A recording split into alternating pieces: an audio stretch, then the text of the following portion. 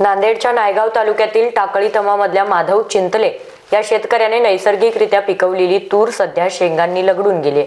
केवळ सेंद्रिय खते आणि औषधांचा वापर करून पिकवलेली तूर आता बहरली आहे. रासायनिक खते आणि औषधांना फाटा देत या शेतकऱ्याने पिकवलेल्या तुरीचे पीक सध्या लोकांसाठी आकर्षणाचे केंद्र बनले. गेल्या 3 वर्षापासून हा शेतकरी सेंद्रिय पद्धतीने शेती करत असून त्यातून फायदा होत असल्याचे त्याने सांगितले. मी महादेव चिंतले टाकळीकर. मी मागील 3 वर्षापासून सगरुळी विज्ञान केंद्र यांच्या मार्गदर्शनाखाली ही सेंद्रिय शेती मागल्या 3 वर्षापासून करतोय.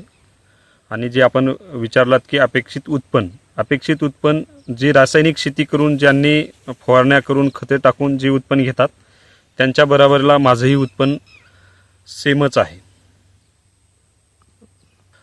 मी तूर असेल, सोयाबीन असेल किंवा माझ्या शेतीमधले कुठले जरी पिकं असतील तर त्याच्यासाठी मी दशपर्णी कीटकनाशकासाठी दशपर्णीचा वापर करतोय.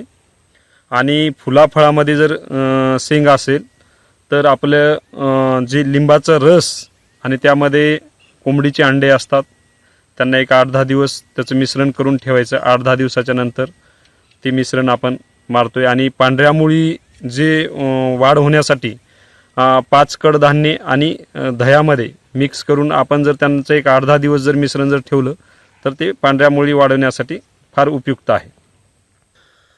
बाकी शेतकऱ्यांना मी एवढंच आव्हान करतोय, आज जर सर्वसामान्याचा जीवनमानाचा जर रेशो बघितला तर आपण दररोजच्या या जीवनमानामध्ये बघत असताना मृत्यूचं प्रमाण आणि वयोमर्यादा ही फार मोठ्या प्रमाणात मृत्यूचं प्रमाण वाढायला लागले आणि वयोमर्यादा घटायला लागली.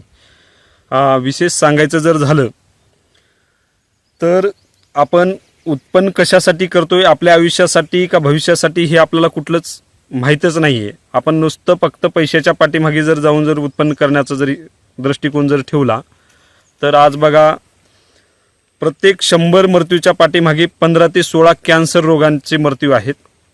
आणि हृदयविकाराचा झटका जे आपण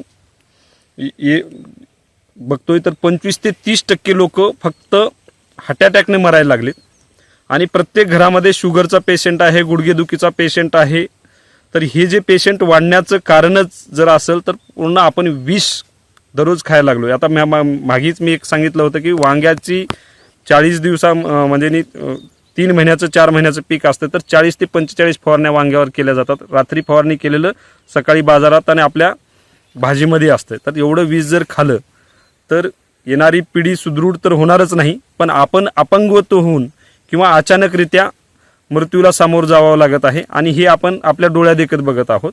तर ते काय कमवायचं आणि कसं कमवायचं हे शेतकऱ्यांनी ठरवायला पाहिजे. येणाऱ्या पिढ्यांना जरी तुम्ही बंगला, गाडी किंवा संपत्ती जरी नाही दिली तर चांगली शेती आणि योग्य आहार जरी दिला तर त्यांच्या आयुष्यमानामध्ये निश्चितच बदल होईल असं मला वाटतं. Tanaji Shelgaonkar, star Maharashtra news, Nanded. नवनवीन घडामोडी पाहण्यासाठी स्टार महाराष्ट्र न्यूजला सबस्क्राईब करा आणि ताज्या बातम्यांचे अपडेट मिळवण्यासाठी बेल आयकॉनला प्रेस करा आणि परिपूर्ण बातमीबरोबर रहा, इतरांपेक्षा एक पाऊल पुढे.